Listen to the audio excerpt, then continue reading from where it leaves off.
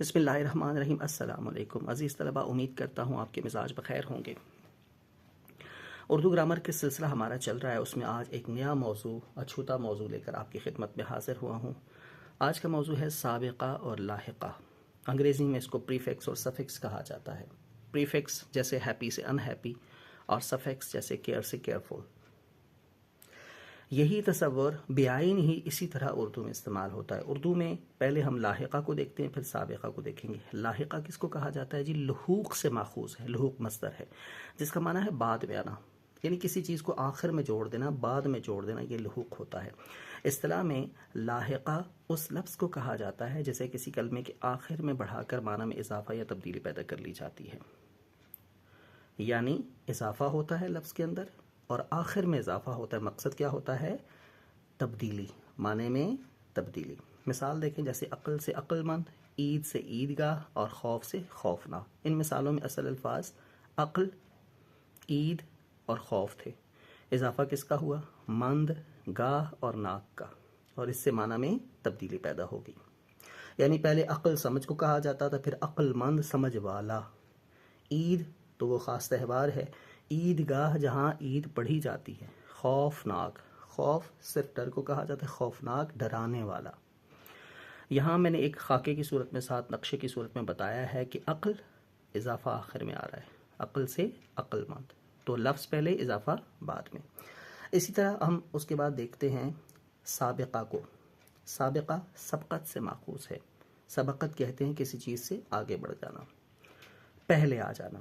اصطلاح میں سابقہ اس لفظ کو کہا جاتا ہے جسے کسی کلمے سے پہلے بڑھا کر اس میں معنی میں اضافہ یا تبدیلی پیدا کر لی جاتی ہے۔ تو اضافہ تو ہے لیکن لفظ کے شروع میں ہے۔ اچھا، مثال جیسے واقف سے ناواقف، حاضری سے غیر حاضری۔ مثالوں میں اصل الفاظ کیا ہیں؟ واقف اور حاضری۔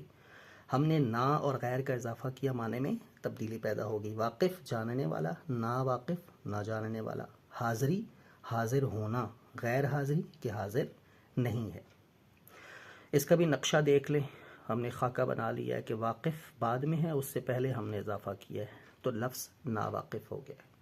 اسی طرح یہ بات سمجھیں کہ یہ پورا ایک لفظ لانا ضروری نہیں ہے، ایک حرف، دو حروف یا تین حروف سے بھی معنی میں تبدیلی پیدا ہو جاتی ہے۔ جیسے ایک حرفی اضافہ ٹل لفظ آتا ہے، مضبوط ہو جانا، ایک جگہ رک جانا، پھر اس سے اٹل آتا ہے۔ ٹل جانے کا معنی ہوتا ہے بہہ جانا، آگے بڑھ جانا یا نرم پڑ جانا، ٹل جانا، پھر جانا، یہ معنی ہوتے ہیں۔ اٹل نہ پھرنے والا، مضبوط، ایک جگہ رکا ہوا۔ اسی طرح ٹوٹ سے اٹوٹ، ٹوٹ جانا، اٹوٹ نہ ٹوٹنے والا، اور مٹ سے ان مٹ۔ اسی طرح دل سے دلبر، دغا سے دغاباز۔ کچھ مزید بھی میں نے شامل کی ہیں، جیسے با سے با ادب، با اخلاق، با حیا، با نصیب، لا سے لاجواب، لا حاصل، لا تعلق، لا پرواہ۔ اسی طرح دار سے شاندار، عزت دار، خوددار وغیرہ، یہ الفاظ آتے ہیں۔ اچھا، اس میں بنیادی فلسفہ کیا ہوتا ہے سابقہ اور لاحقہ کا، وہ سمجھے۔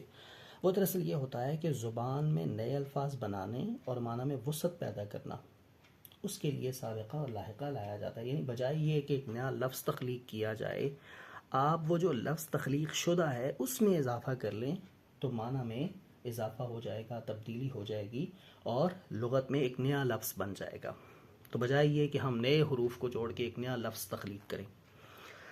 تو یہ اس کا بنیادی فلسفہ ہے۔